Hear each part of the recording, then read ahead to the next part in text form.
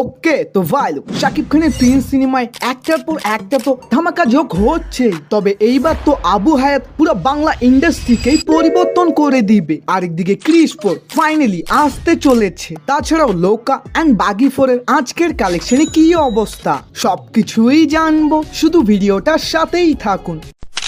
প্রথমেই কথা বলি প্রিন্স মুভিটা নিয়ে। ভাই এই সিনেমাটাতে যে কি লেভেলের ধামাকা থাকবে ওটা আমি আপনাদের বলে বোঝাতে পারবো না। মানে প্রথমত এই সিনেমার বাজেট 20 কোটি, যা আই থিঙ্ক ঢালিউড ইন্ডাস্ট্রির সব থেকে big budget movie. I know এখন অনেকজনই বরবাদের নাম নেবেন, তবে ভাই ওটার বাজেট ছিল শুধু 15 কোটি। আর হ্যাঁ, যাদের মনে নেই তাদের বলি, বরবাদেই কিন্তু আমরা for the first time Bangla সিনেমাতে হিউজ স্কিলে প্রপার অ্যাকশন মুভি দেখেছি। দ্বিতীয়ত শুনলে খুশি হবেন, এই বরবাদ সিনেমারই 90% টেকনিশিয়ান আমাদের এই প্রিন্স সিনেমায়ও থাকবে।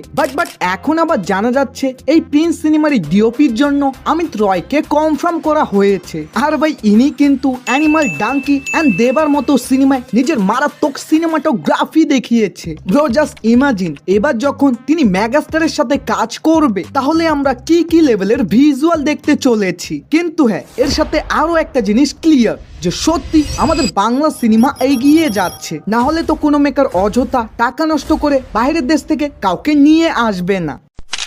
এখন কথা বলি ক্রিস 4 মুভিটা নিয়ে। ভাই এই সিনেমাটা তো অনেক আগেই আসার কথা ছিল, তবে কখনো স্ক্রিপ্টের প্রবলেম তো কখনো বাজেটের কারণে এটা বারবার পিছিয়ে যেতে থাকে। কিন্তু রিসেন্টলি যখন রাকেশ রোশনের বার্থডেতে তাকে ক্রিস রিলেটেড প্রশ্ন করা হয় যে 2028 সালের মধ্যে কি আমরা ক্রিস 4 দেখতে পাবো, তিনি উত্তরে বলেন না, তোমরা 2028 সালে কেন যাচ্ছ?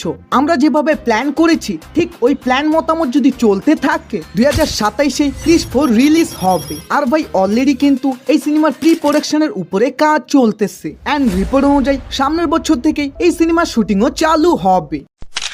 এখন কথা বলি বাগি 4 মুভিটা নিয়ে। ভাই যেমনটা সবাই আশা করেছিল ঠিক ওটাই হচ্ছে। বাগি 4 নিজের বাজেট রিকভারি করার আগেই দম ছেড়ে দিচ্ছে, কিন্তু মেকারদের চিন্তা নেই, because digital right, satellite right, music right and theatrical right বিক্রি করে তারা অলরেডি প্রফিটে আছে। কিন্তু হ্যাঁ, মুভিটা যদি হিট না হয় তাহলে আবার ডিরেক্টর, প্রডিউসার, অ্যাক্টর সবারই নাম ডুবে যাবে। তাই ডাইরেক্ট কালেকশনে যাওয়া যাক। শুরুর 5 দিনের মধ্যেই এটা নেট কালেকশন ছিল 47 কোটি, গতকাল 2,25,00,000, তো আজকে অলমোস্ট 2 কোটির মতো, এবং এর সাথেই ওয়ার্ল্ড ওয়াইড টোটাল কালেকশন 69 কোটি, যা 120 কোটি রুপি বাজেটের ক্ষেত্রে খুবই কম। এখন কথা বলি লোকা চ্যাপ্টার 1 মুভিটা নিয়ে। ভাই যে যাই বলুক না কেন সিনেমাটা কিন্তু ফাটিয়ে দিচ্ছে, হোক না সেটা থিয়েটারে বা কালেকশনে, বিকজ মালায়ালাম